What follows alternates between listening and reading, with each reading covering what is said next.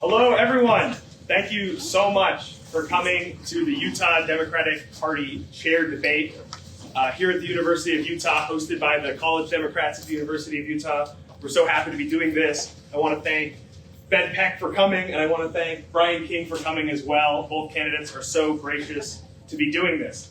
So the debate is going to start with opening statements. Then we're going to go into questions. After that, there will be closing statements. Each candidate will have 2 minutes for each of their response. We'll be alternating which candidate we call on. And the debate will open with Brian's opening statement for why he should be chair of the Utah Democratic Party. All right, well, thank you. I don't know if this needs the amplification or okay. Great. Brian King is my name. It's so good to be with you this evening. I've been working for Utahns who felt outnumbered and overwhelmed and unheard for my entire career. I continue to work as a lawyer who represents individuals who have had denied insurance claims. I sue the biggest insurance companies in the country. And in my work at the legislature for 16 years, I was doing the same thing. I was representing Utahns in their regular needs and the kind of things that we're looking to build in terms of the Democratic Party, speak to their values, speak to their concerns. And then last year, as the Democratic candidate for governor, we traveled around the state. And one of the things that I heard over and over again is I heard Republican voters, disaffected Republicans, saying to us, we just feel the party has left us. Independent voters who were saying we're sick of the games and the chaos and nobody speaking to our needs. And then Democrats who were saying, I don't see enough fire and focus from you as Democrats. Those are the kind of things that I think as a chair of the party I want to make sure that we do. We speak to Utahns about what their needs are. We tell and remind Utahns, this is what Democrats stand for. We're looking to represent your values. We're making sure that we address the things that concern you in your life. It's not about power grabs. It's not about supermajority control. It's about making sure that regular Utahns are heard and represented in the form of a strong Democratic Party. One of the things that I want to do is make sure that people are reminded what it means to be a good Democrat and that they're inspired to join us again as they have been in the past. Thank you. And now we'll move over to Ben for his opening statement.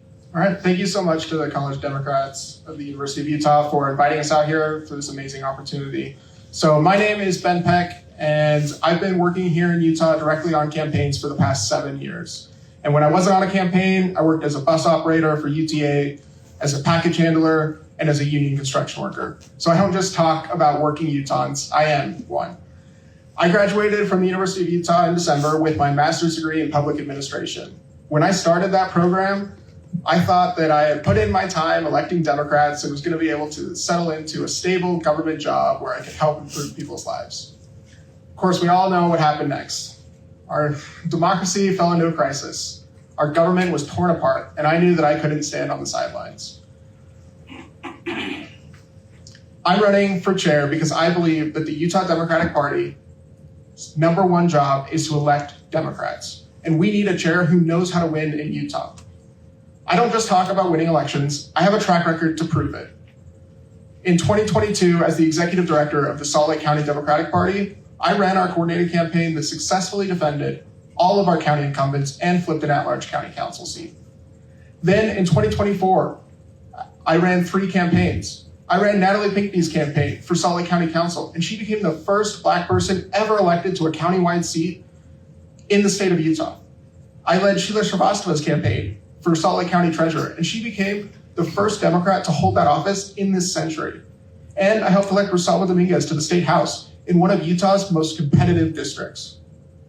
Those 3 campaigns that I ran last year collectively raised $500,000, and we used that money effectively to win all 3 races.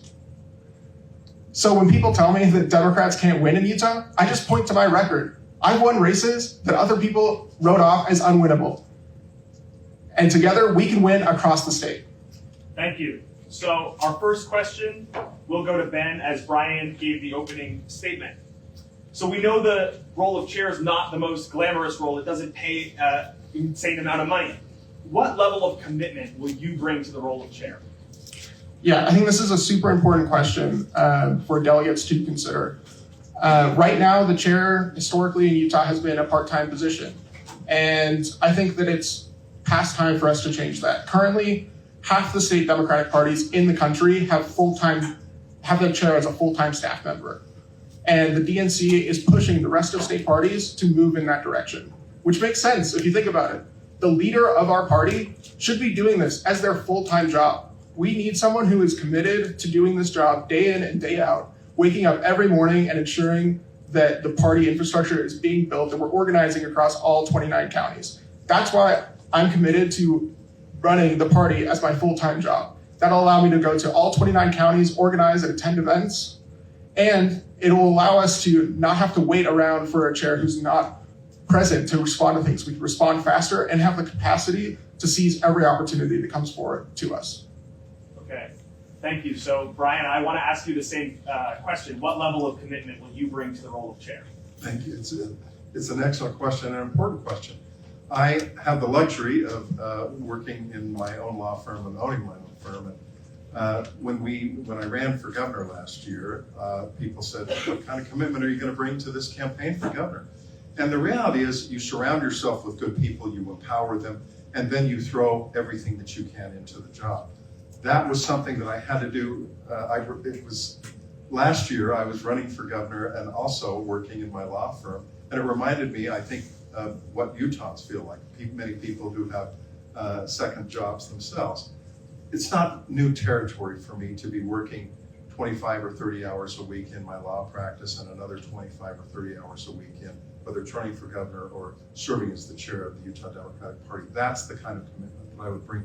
We had a great campaign last year because we had a lot of people helping. They were really well qualified. They were working hard. They were committed. And that's the kind of thing that I think we want to do, is empower people, full-time employees within the party and consultants and other people outside the party to help us. Okay, thank you. So this next question will be to you as we're alternating. I want to ask about your long-term vision for the Democratic Party, specifically in down-ballot races. We know that Utah's a state where often the top of the ticket will outrun the down-ballot races. What will you do to try to change that? Thank you for that question. It's so important. One of the things that I think people outside the Wasatch Front, and especially outside Salt Lake County, feel is that the state party has not focused on their needs as much as they would like to see it. I was inspired last year as we traveled around the state to talk to people in rural counties. We had great conversations with people in the reddest of red counties, as well as, of course, great conversations with diehard Democrats in Salt Lake County and other really blue parts of the state. It's all about relationships. This is what forms the backbone of an effective state Democratic Party, is having good relationships with individuals at the local level so that you can say to them when it comes time to recruit candidates, tell me who in Beaver County or in Beaver City is going to be able to stand up and run for county council or run to be the mayor of Beaver or the city council. That's an example of that's really important, that we as the party chair has to have those kind of relationships. And I do have those relationships from my campaign last year. I know that we've got great support from many people in rural Utah who say, you're the right person to lead the party this time, just because of the thing that you're asking about, the ability to, from a grassroots level, raise really good candidates and recruit them. Yeah, so Ben, similar question to you. What will you do to uplift the down ballot candidates in Utah? Yeah, it's an amazing question because this really should be our focus. And that's what I've been doing the past 7 years, is working on these down ballot races that are truly what matter the most in people's lives. And ultimately, I think that some of what Brian said is right. We need to be investing year round in these counties to make those relationships. Right now, we have several counties who aren't even organized as a county party. We have counties that have less than 5 active Democrats that the party knows about. And as a state party, we haven't been holding events in these counties, like ever. We need, as a state party, to be holding events every single year in every single county, at least once, ideally a lot more than that, and empowering the counties through resources and staff help to host their own events. We should be hosting town halls all over the state. We should be having backyard barbecues, cookouts at parks. These aren't things that take a ton of resources. They just take the commitment and time and effort to go out and do this. We can't expect to just have a couple of people that we need to build communities in each one of these counties. And that means having events get and meet each other and building up party that way. Okay, thank you. The next question will also be for you. And I want to ask about the grassroots that is taking place in the state right now. We've seen a lot of energy. What will you do to utilize these grassroots groups like protesters, college clubs, labor unions, to push your vision forward for the party? Yeah, absolutely. We need, as a party, to be bringing people from all walks of life in to organize with us. And I honestly hope this year, since Trump was inaugurated, it's somewhere around 20. And what's really disappointing to me, looking around, I mean, it's incredible to see thousands and thousands of people out here at these protests. But I look around at them, and the number of people I recognize from party events, because I've been involved for a while, is shockingly low. These people are people who were fired up enough about Trump to go out and protest, and yet they aren't involved in the party. That's a huge indictment of our state party. These are people we need to bring in. The state party, when I started running this year, had 900 vacancies for delegates across the state. 900 people, like positions that are just vacant because nobody filled them. And yet we have thousands, in fact, several weeks ago, 10,000 people showing up to a protest, and yet we don't have them involved in the party. We need to bring these people in, and part of that is having the party actually go out and meet them. It's not their fault that they're not involved. It's our fault for not bringing them in. So at these rallies, in the past several weeks, we now only have 700 delegate vacancies because I've been out getting people involved. That's what we need to be doing. The party should be at these protests, signing these people up, telling them how to get involved with the party, and that they can actually change the party for the better. Thank you. So Brian, similar question to you. How will you utilize grassroots groups like protesters, college clubs, labor unions as part of your vision for the party? Thank you. I agree that it's a great question. And one of the things that we are really lucky that we have the wind at our back on this in terms of some opponents in the Republican Party, both at the state level and the National Party, that are really energizing people in opposition to some terrible policies that they're bringing forward. Utahns, as well as people across the country, want to hear from Democrats. They're looking for someone who is willing to stand up and say, not on our watch. We are not going to put up with you discarding the infrastructure of our social programs or making sure that people who work their lives to serve the public are no longer able to have a job. I think it's amplifying the message of a lot of other groups and helping those other groups recognize it's the Democratic Party that sort of binds as an umbrella organization, has the common interest of many different organizations. Some are going to be looking for civil liberties, some are looking for environmental issues, some are looking for labor issues. You know, you have a lot of different groups that are mobilized and energized by what's going on and are coming up.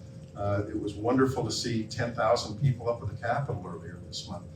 They need to understand the thing that really binds us all together are the values of the Democratic Party. And we do need a party that is stronger in terms of having an infrastructure that is able to reach out to all those groups and say, come with us, we'll amplify your message. We're not going to try and control you. We're not going to have one size fits all, but we're going to amplify your message, all working together to advance Utah values that are aligned with the Democratic Party. Yeah, so thank you for that answer. And the next one is also for you. And you talked about the 2024 cycle, and it was a very tough cycle for Democrats. But what lessons do you think you learned from that cycle, and how will you apply them as chair? Well, that's a great question. I want to say one of the things that I am all in favor of is innovation and creativity. I'm ready to try something different. Utah Democrats in particular, are looking for a different approach so that we can have different results than the things that we've tried in the past. One of the things that we tried in 2024 and also in 2022 was this idea that, well, maybe we should support independent candidates as opposed to Democrats. I think that that has failed to yield the kind of results that justify that approach. I think that we're not getting our return in terms of good people elected who represent democratic values. And what we need to do is what I've done my entire life and career, and that is stand loud and proud as Democrats make sure that people understand this isn't something that we're shying away from. This isn't a party label that I'm ashamed of. I'm proud of being a Democrat. And we need to do a better job as a party of helping Utahns understand why they should be proud to be Democrats and why Democrats reflect the values of the state of Utah much, much better than the kind of power grabs and the kind of selfishness and narcissistic behavior and policies that we're seeing from Republicans these days. Okay, so Ben, same for you. What lessons did you take from the 2024 cycle? How will you apply them as chair? Yeah, so like I said in my opening statement, I ran 3 campaigns last year. And 2 of them that were countywide, Sheila Sarasva and Natalie Pinckney, those were the only 2 Democrats last year that weren't incumbents that won on the countywide level. So we have a way forward that works. And what we did was we did not waste money. We did not have expensive consultants. We did not go out there and just throw money at the stuff that people normally look. Like one of our opponents spent 50 grand on billboards. That's not using our money wisely.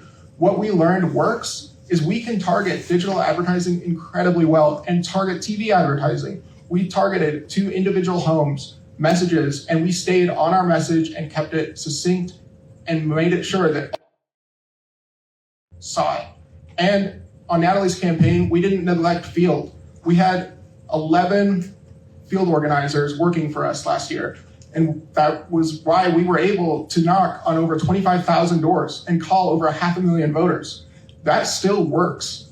And through that program, we also set up neighborhood champions and empowered individuals and precinct chairs across the county to organize their own neighborhoods. And ultimately, it worked. And some of the few wins we had last year were those 3 races that I ran. And so we have a blueprint for what works, and I plan to bring that to the state party. Okay, thank you. So this next one is also for you. And we see a lot of voters that can get engaged during election cycles, but they lose engagement in the off years. What will you try to do as chair to ensure that the voters stay engaged between election cycles and not just during the campaigns?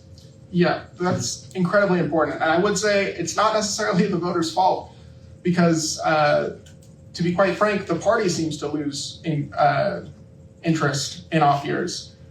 The party hasn't posted on social media in months. Like their only post this year, I think, is a Happy Valentine's Day post. And beyond just posting, which is the bare minimum, we haven't been holding events. These town halls, like there's a town hall going on right now that Senator Curtis was invited to that he won't show up to. But that wasn't organized by the party. That was organized by grassroots activists, which is great, but the party should be leading out on this and providing the support and resources so that we can be having these events all year round. It's not just election time. We have to be organizing all the time, having these events all the time. And we should be spending, not only posting on social media in off years, we should be boosting and paying for digital advertising. During the session, we should have been running ads in Representative Tusher's seat, letting his constituents know what he was doing with unions. And we should have been doing that in districts all over. It's incredibly cheap. We have the resources to do it. We just haven't bothered to try. Okay, thank you. So Brian, the same question goes to you. What will you do to keep voters engaged in these off years rather than just during the campaigns? Well, I think you've absolutely got to be proactive in recognizing and talking about issues as they arise on a day-to-day basis. I mean, we saw all sorts of terrible behavior from our state legislature during this last legislative session, just like we see in every legislative session. And it's a lost opportunity for the party not to be talking about those things. One of the things that I think is going to help us in the future is that Ken Martin, who is the new head of the DNC, just came out today and said, I'm going to target red states for an additional amount of money that will come from the DNC. The DNC has provided $15,000 a year or a month rather, to the state party, but that's going to be increased to $22,500, particularly for states like Utah that are red states. And he recognizes something that I think is important, and that is we've got to make progress in states like Utah where there are a lot of conservatives, a lot of Republicans, because there are many, many people who are completely disaffected by today's Republican Party. They're looking for alternatives. They're looking for something different. They want to hear what it is that the Democrats are saying. They're open like they've never been open before to the idea that You tell me what you stand for, and I may very well be thinking about voting for Democrats in a way that I've never thought about before. And that's particularly true in Utah, because we as a Democratic Party need to be talking about the values, and we do hold dear the values that Utahns care about. They just too often don't know it. And partly it's because the party hasn't done an effective job at raising their megaphone and speaking loudly and proudly about those values and doing it effectively. So there's a lot that we can do there on a regular basis on issues that crop up every day, every week. The most recent one that is a good example is what the legislature is doing with the union busting. The party could have done a lot more. They were helpful, but they could have done a lot more on that. Okay, thank you. This next one is also for you. You mentioned the increase in funding from the national party. What other steps will you take to improve fundraising at the state level? Well, thank you. It's a great question. One of the things we did in the governor's campaign is I spent a lot of time on the phone raising dollars. I mean, the reality is it's unfortunate in some ways, but you can't you can't have an effective state party without raising significant funds. There are ways we're going to out-organize the Republicans, but right now we're outnumbered by Republicans in this state. And so the best thing that we can do is supplement in a healthy way the kind of funding that we're going to be getting from the DNC with an active chair who's going to make phone calls to individuals who they aren't just taking a phone call because they're hearing a sales pitch for money. They are hearing an individual speak to them about the values that they care about in a way that causes them to say, "You've inspired me. I want to give to the party now because you are telling me things that I want to hear the state Democratic Party move forward with." I was just on a call with a guy, not a Utah, he's from up in Park City. We've got a lot of people who moved in from out of state who said, "Thank you for this phone call. I'm very glad to talk to you because I'm around the state and around the country." And he was very clear. He's much more willing today than he was 6 months ago to take an active interest financially in the party. And it's not because he has money running out of his ears. It's because he cares deeply about the kind of things that we're saying and that we want to accomplish as a party, speaking to Utahns and advancing, breaking the supermajority, electing a Democrat to Congress. Those are the kind of things that money will help us do, but we have to have an effective fundraiser. I think I'm that person. Thank you. So Ben, the same question goes to you. How will you raise money at the state level for the party? Yeah, like Brian said, the unfortunate reality is we need a lot of money as the state party. And thankfully the DNC is ponying up. $340,000 a year is what we're going to be getting now. And we do need to be calling individual people. The chair should be calling individual people, but the pitch they need to be making, in my experience, what has worked on the campaigns that I have run, which are not flashy campaigns. It's hard to get people excited about Salt Lake County Council as much as I try, because I'm very excited about it. But the way you get people to donate is by showing them what you're going to do with the money and that you are actually going to win. People don't like throwing their money away. They don't like lighting it on fire. They don't like donating to a party that they think is just going to waste their money. So I have a track record of actually winning against Republicans. And I can use that, like I have on other campaigns, and tell them that this is exactly what we're going to be doing with your money. We're going to be using this money to do the same things that have worked on all of these other campaigns that I have run. We're going to be organizing in off years. We're going to be running targeted digital and connected TV ads. And that is how you inspire confidence in donors so that they know that their money is not going to be just used to have another open bar at another UDP event. Like, that's what the reason the party struggles to fundraise is because people don't think that they use their money well.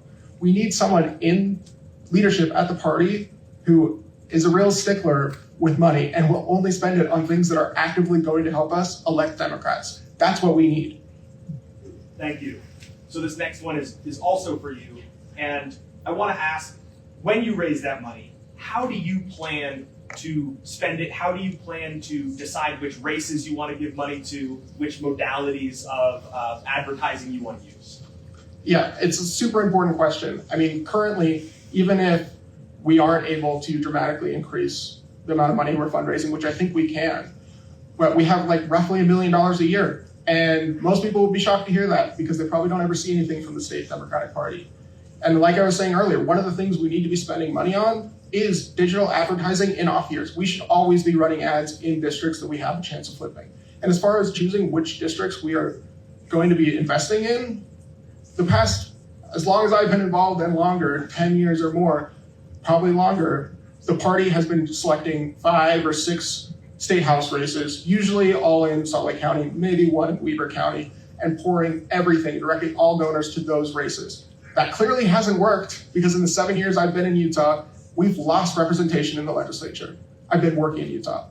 And we need to spread it out a little bit. We should still prioritize races that are closest to flipping. But for instance, in 2022, Chris Campbell ran against Republican in Morgan and Summit County. He raised $6,000, had no support from the party, and still managed to get 43% of the vote, which is about the same as several of our key, priority 1 targeted races in Salt Lake County got that same year, and they spent over $100,000. We need to be spreading out this money because there are plenty of candidates like Chris all over the state who with just a little bit of investment, even if we're not winning, we can get very close. That's what we need to be doing. Thank you. So Brian, the same question to you. You talked about how you'd be an effective fundraiser. I want to know how you'd spend the money, how you target races, what modalities of advertising and things like that. Yeah, totally. I think that there's no question we've got to be careful with scarce resources. There are 75 House districts in any given election cycle. There are going to be 14 or 15 Senate seats. There's congressional races. There are county races. There are county councils and mayors. There's a ton of ways in which the party can spend money to support candidates. The reality is that because it is a scarce resource and it's finite, you have to make really difficult choices. I had to do this every election cycle when I was serving as the minority leader in the House. There were many, many people who came to me and said, please fund my campaign in Harriman or in San Juan County or in Beaver County, talking about I'm a good candidate. And they were good candidates, but they had no chance of winning in that. You're on your own. We did help them in some significant ways, but we had to make difficult choices about the swing districts that we were going to support. And we won races in swing districts because we allocated money wisely as a House minority PAC. So the same thing happens at the state party level.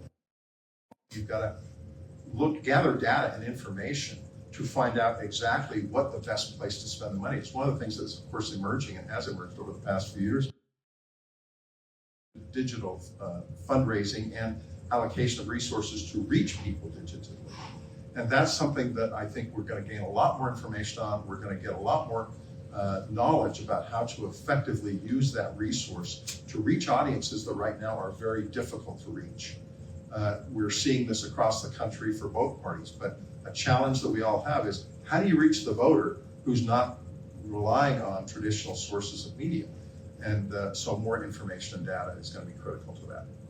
Okay, thank you. And the next one is also for you, Brian. And so we know the Democratic Party has a really broad coalition. And what will you do to ensure that all the voices in that coalition are heard and represented in your state party? Well, it's an excellent question because you can't be effective as the leader of the party unless you have a big tent. I hear from people who say, you need to get the base out. I nod and say, yes, we do. We do need to get hardcore Democrats out to vote and be active and involved. Others say, you need to talk to disaffected Republicans and unaffiliated voters and independent voters. That's true too. It's not either or, it's both and. And so one of the things that we've got to do is listen carefully. We've got to be present. We've got to go to events. We've got to hold our own town halls. When these Republicans do not hold town halls, as they're not willing to do because they're afraid, and they don't want to try to defend indefensible policies on the state and federal level, we need to go and fill that vacuum with our own town halls and say to people, you want to tell us what's on your mind? You want to hear what's on our mind as a party? We're happy to hold a town hall. And invite, of course, the Republicans. The Republicans, generally speaking, aren't going to show up because, again, they're afraid. But that's something that we as a party need to do and have the mechanism to do it and ensure that we work closely with local leaders, county leaders, city leaders, all across the state to say, we want to come to your neck of the woods. You may not have had a Democrat there very often in the past. We want to come to your neck of the woods because that's the only way of reaching people who are open to the idea of voting for Democrats today in a way that they may not have ever been open to them in the past. So being present, being energetic, being willing to put the time and energy in, all critical things. Thank you. And so, Ben, the same question goes to you. The Democratic Party is, of course, a very broad coalition. What will you do as chair to make sure that everyone's voices are heard? Yeah, it's incredibly important. And as someone who has been involved in the party and shown up to central committee meetings and conventions, I can tell you it's very contentious at times. And I think that a lot of that has to do with the fact that there has been a lack of transparency historically within the party. And one of the ways we can fix this contention and invite people in and hear their voices is by actually listening to them through the official party channels. Technically speaking, the Central Committee of the State Democratic Party is the governing body of the party. It's supposed to be what defines the budget and sets policy. But historically, they've been completely shut out and usually not even able to amend the budget or make any changes. And some people have slowly started just not showing up to those meetings. Theoretically, there's 300 people on it. Usually we're lucky if we get 40 people to show up. Because why would you show up to a meeting if it doesn't matter, nothing's gonna happen? So part of being an effective chair is actually empowering people who do, by right, have this power to make the decisions. That'll also help them become more invested in the party. Why would they be invested in an organization that they have no control over? And they should have control. And same with our delegates. They come up with a platform and select our candidates, but we need to make sure that they know how powerful they are so that they actually use their power to get together and make their voices heard so that as the chair, as the leadership of the party, we can hear them and then follow their lead, because this is a Democratic Party, small d and big D. Like, we need to be listening to our members, and that hasn't been happening. And that's why we've had so many vacancies in delegates and people not showing up to meetings, because why would you bother showing up if leadership's not gonna listen? Thank you. And the next one is also for you, and it's on recruiting candidates. What will you do to recruit candidates that are good fits for the races all over this state? Yeah, it's an incredibly important point. And I would say, we should already be doing this for 2026 in January. Sure, let's take December off, that's fine. But January, we should have been starting and finding candidates across the state, because what makes a good candidate is someone who's already involved in their community. It's really hard to find someone, get them to run for office, and have them be all of a sudden fundraising, setting up their website, coming up with their message, and introducing themselves to all of their neighbors, trying to meet with donors, trying to get the party support, all at the same time. And on a limited time scale. We need to be finding people now who are already the person who's always hosting a house party in their neighborhood, or that everybody knows, and getting them the resources to feel like they could run, and training. We can't find someone like that, or we find someone else who's willing, we need to help turn them into someone like that actually gets involved with their neighbors before they run for office. Because we need candidates who are actually genuinely connected to their community, not just for the campaign. And that means we need to start really early. We should be right now finding candidates, connecting them with other people in their districts, in their neighborhoods, so that they know who to introduce themselves to, so that then they can naturally grow their network and effectively organize their neighborhood around their campaign when they do finally announce next year. Okay, thank you. And so, Brian, the same question goes to you.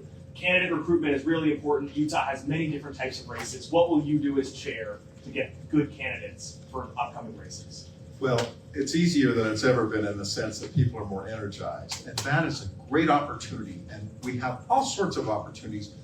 It takes a really good chair to take advantage of those opportunities.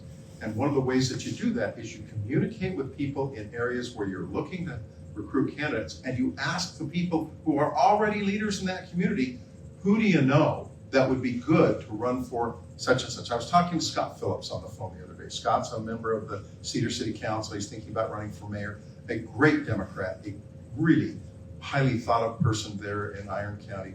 And I was asking him, will you please take a look at folks in Cedar City and surrounding area in Iron County and help me when I become chair with making sure that we recruit some really great candidates. He said, absolutely, we need to do that. And I said, I hear you're thinking about running for mayor. He said, well, I'm still thinking about it. I said, well, let's talk about that at some point down the road. But the point is, as chair, the chair is going to be elected on May 31st. From June 1st to the end of this year, to the opening of the election filing period in the first week of January, my first priority is going to be recruiting candidates. And you do it by going to individuals in these areas, Salt Lake County, of course, included, but you talk to the people with whom you already have relationships, you talk to people that you know are leaders, you ask them, please help. This isn't a top-down thing. This recruiting of effective candidates has to be grassroots. You've got to talk to the people in those areas who know the individuals who are up and coming, who are rising stars, and say, help me know who they are. I'll make a phone call, I'll go visit them in their home, but I need your help to do this. And people will generally, they're anxious to help, and especially in light of today's circumstances, they're going to say, you bet, let me put my head together and talk to some folks, and I'll get back and we'll talk some more. Okay, thank you. And the next one is also for you, and this is something that's come up a little bit. But how will you balance the need for electability with candidates that are maybe more bold and value-driven in this state? Oh, well, this to me, the question asks, how do you reconcile and bridge the gap between hardcore, zealous Democrats who want to go out and preach their values in a way that may not resonate with every unaffiliated Republican voter, or unaffiliated voter, much less Republican voters, but also at the same time, talk to individuals who are coming away, moving away toward the Democratic Party from a more conservative background. Like I say, people who may have never thought about voting for Democrats before.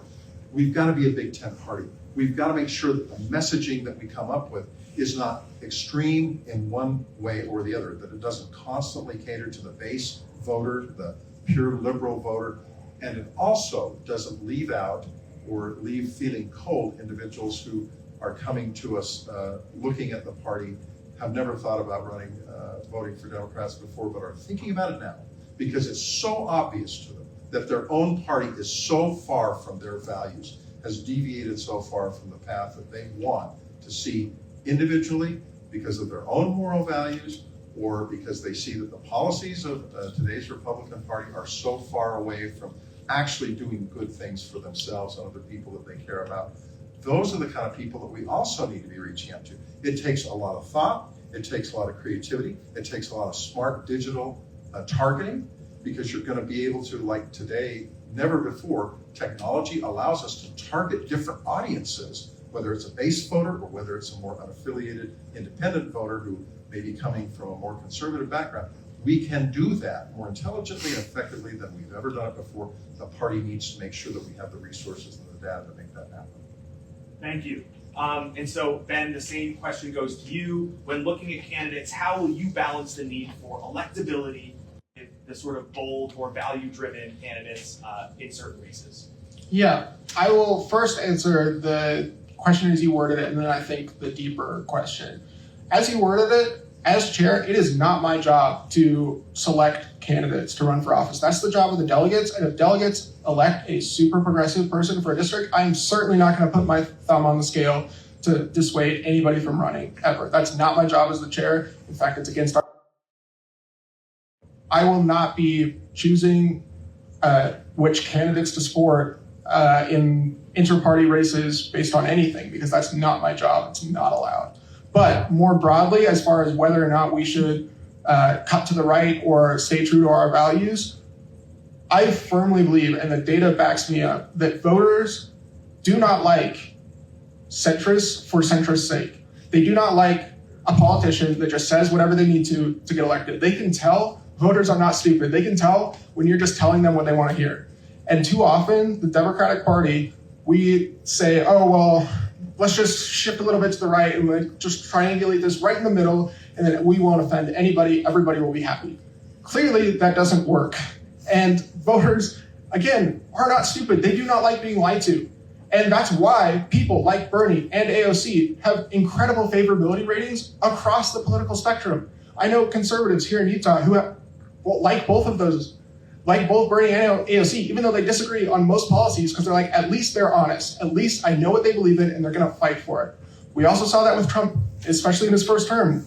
One of the reasons he won was because people thought he was a fighter. That's what we need to be as a party. We need to stay true to our values and fight for that. People respect that. They do not respect the smooth talking politician that talks out of both sides of their mouth to just try and find a center ground. We need to stay true to our values all the time, and we need to show that we will fight for them. That's how we win.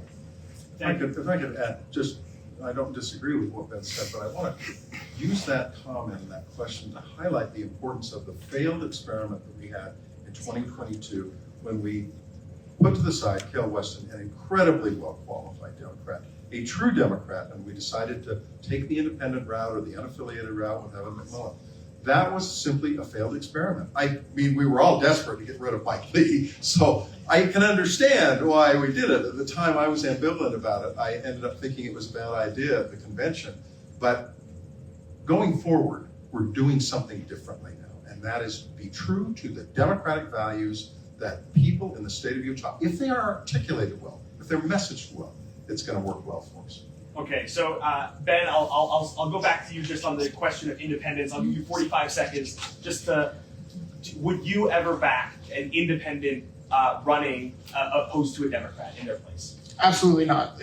I also think that it was awful what happened in 2022, and the chair of the party, like I said, can't get involved in intra-party races between two Democrats. They can certainly get involved if the race is between a Democrat and not a Democrat. So if that ever were to happen again, I would be vocal in advocating for delegates to keep our Democrat on the ballot.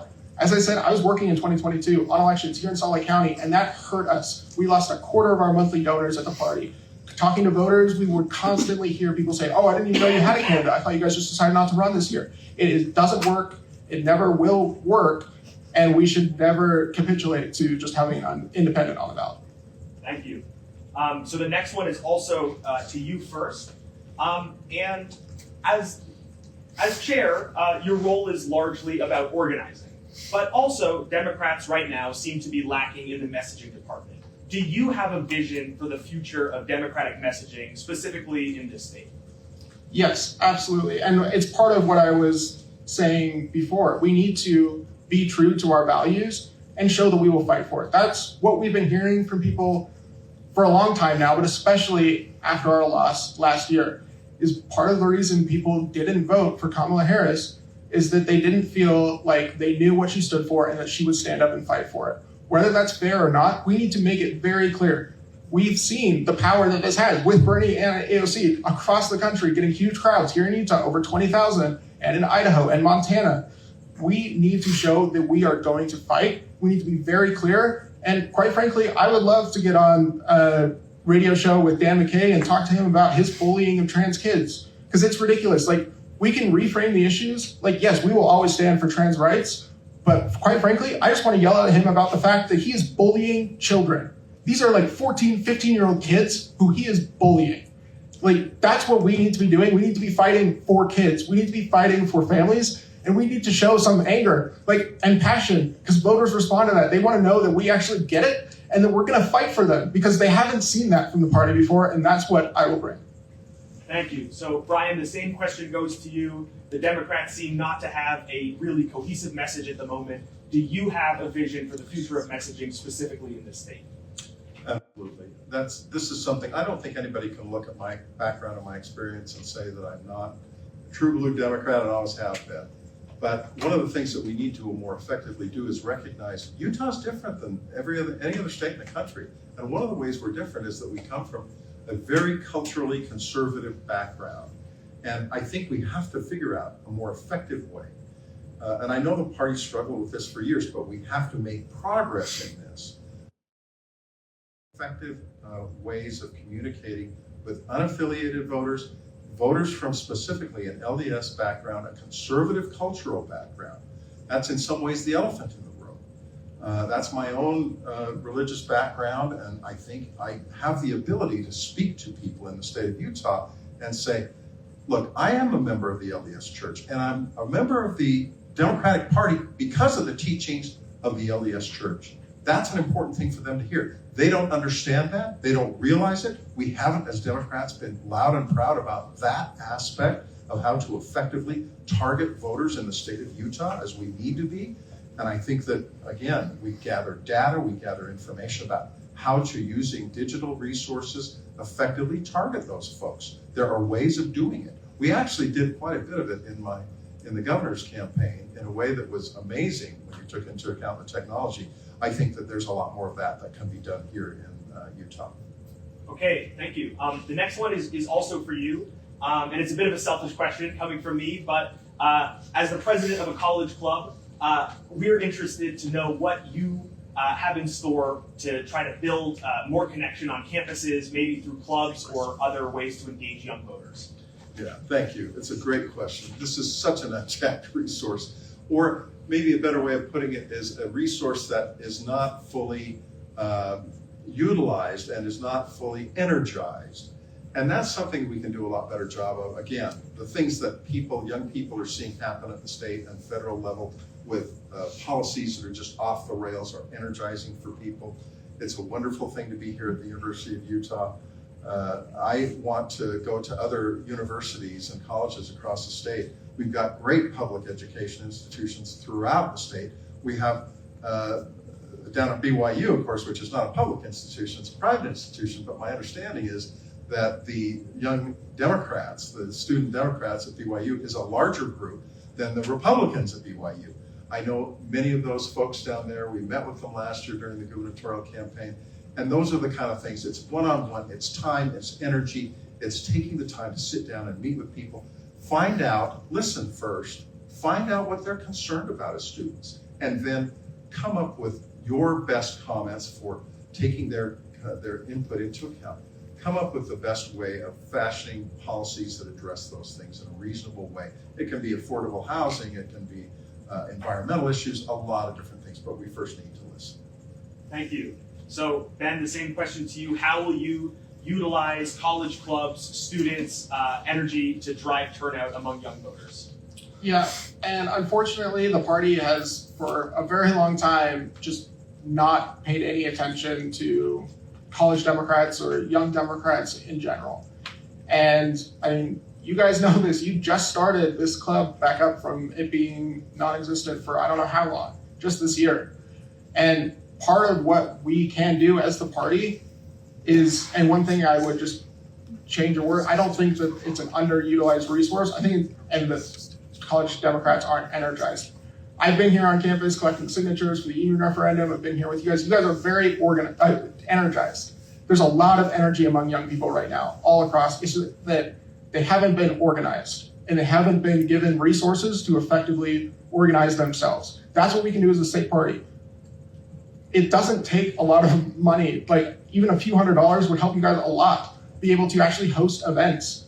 And that's what we need to be doing. We need to be empowering you to actually host events on campus so that you can grow your club, so that we can get more people involved. And we also, like I said, this club didn't exist for a while because obviously as students, you aren't here forever, you move on.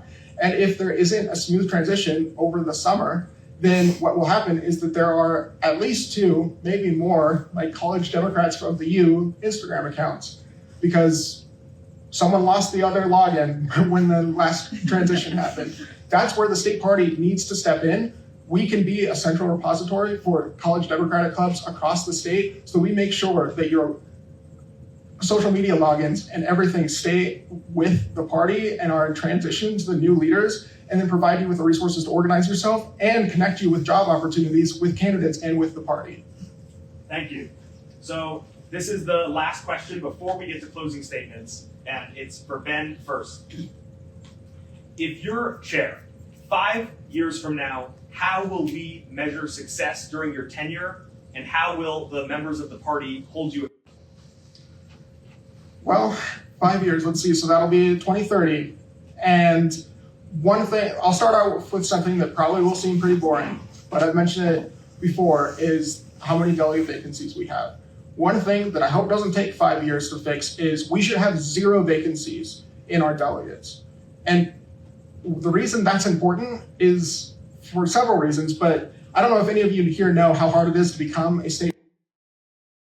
You happen to live in like Salt Lake City because there's no Republicans there, but it's incredibly difficult. It's competitive. Like they actually run real small campaigns to be a delegate. They have to convince their neighbors that they're actually doing the work to elect Republicans in order to get that. That's what we need to do. We need to have a culture of that in the party, because right now there is no incentive for delegates to have to prove that they're involved with the party, because it's them or nobody. They show up and vote for themselves or just get appointed. We need to actually make it competitive so that people are pushed to be their best. So that's one thing. The other thing is, in 5 years, we genuinely can break the supermajority. We've been trending in the wrong direction for like 5 years, losing legislative seats, but we are not that far away. If we can actually get a state party that knows how to win elections and start allocating our resources effectively, we can completely get rid of the supermajority in 5 years, especially with new congressional maps that we are hopefully getting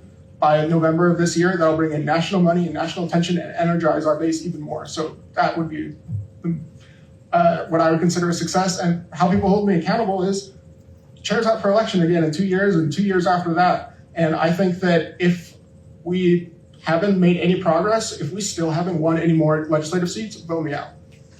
Thank you. So Brian, the same question to you. How will you measure success in your tenure as chair? What do you envision 5 years from now if you're chair, and how will you want the party to hold you accountable? Well, the most important thing is very clear. You got to win elections.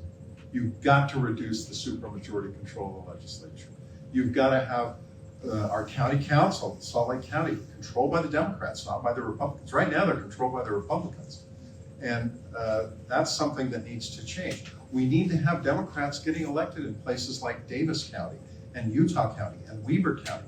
We lost it was a gut punch to lose Rosemary Lesser's seat in the legislature, and we lost it for a lot of reasons, but we have the opportunity to win that back. She's going to run again.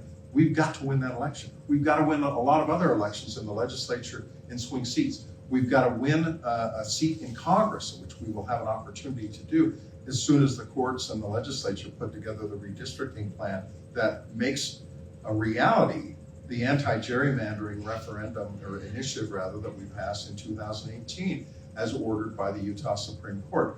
We've got a lot of good things happening that are going to allow us to win elections, more elections as Democrats. But if we can't win elections,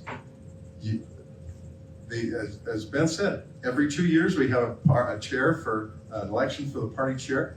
Vote the old party chair out and vote a new one in. You've got to have progress in winning elections. If you can't do that, the chair shouldn't be continuing in that position. Thank you. So now we'll move on to closing statements, and the first one will come from Brian. You have 2 minutes for your closing statement. Thank you. I've been timing my answers here. So, we've reached a turning point. Y'all know you're here because you recognize what a turning point we're at, not just as a community, but as a state and as a country. And at some point in the future, history will look back and say, there's no doubt, history will look back and ask each one of us, where were you? Did you rise to meet that moment? And I think that the people in this room are here because you can answer, and you will be able to answer that question. I did rise to meet that moment. There are some heavy things that are happening. We've got a lot of division, we've got a lot of accusations, and a lot of attacks and setbacks for us as Democrats. We are not going to be able to, as individuals, make a lot of progress against the kind of machine that we have from a supermajority Republican legislature and state government-controlled Republican government. But together, we can do things that are miraculous. We can do things that none of us anticipate we'll be able to do, but we have got to work together to come from a grassroots perspective, build party commitment and values and loyalty at the lowest levels, from towns and community councils, up, filtering up, as we've seen this month with the protests up at the Capitol and many other places. So this is more than just a political battle. This is a question about what is it that we want the state of Utah to be? What kind of community do we want in the future? What do we want for our kids? What kind of quality of life do we want in the future? Those are issues that go beyond just politics. They deal with fundamental values. We have to make sure that we articulate those things well, that we message them well. I would love to have you find out more about my campaign and what I want to do as chair. You can go to kingforutah.com and find that support at the State Party Convention on the 31st of May. Thank you. So Ben, same thing. closing statement, you have 2 minutes. All right, thank you. Thank you so much again to the College Democrats of the University of Utah for inviting us out here today.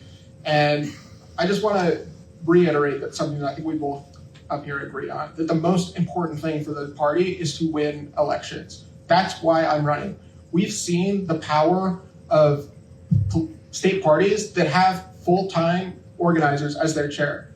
Wisconsin, North Carolina, and North Carolina is also, Anderson Clayton was 25 when she was elected as chair.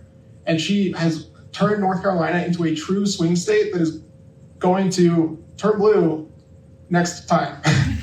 And we have seen, like, that's what we need is year-round organizing, and we require leadership that is as committed to the moment as our rhetoric is. We have been telling people that our democracy has an existential threat to our democracy, that we are like on the edge, and I believe those things, but we need to act like it. That means that this isn't something that we can just do part-time. We need someone who is fully committed to doing this all the time. We need someone who has experience winning elections against Republicans. That's why I'm running, because we can't afford to lose. We had the same groundswell of energy in the first Trump term. There was massive marches in 2017, and yet we didn't effectively capture it last time. We need to do it differently this time. We need to make sure that these people don't just show up to these marches and then fall off the face of the planet in the next couple of months. We need to make sure that they are in the party and connected with us so that we can actually start winning elections with them. That's what we need from our party. We need to actually be organizing all the time, and that requires a level of commitment that we need full time. So again, my name is Ben Peck. You can find out more about me at ben4utah.com. If you're here in person, I'd love to talk with you afterwards if you have any questions, or my personal phone number is on my website if you'd like to ask me any questions. And state convention, May 31st, up in Ogden. It's also online. So thank you. Thank you. So that's it. That concludes the debate, everyone. Thank you.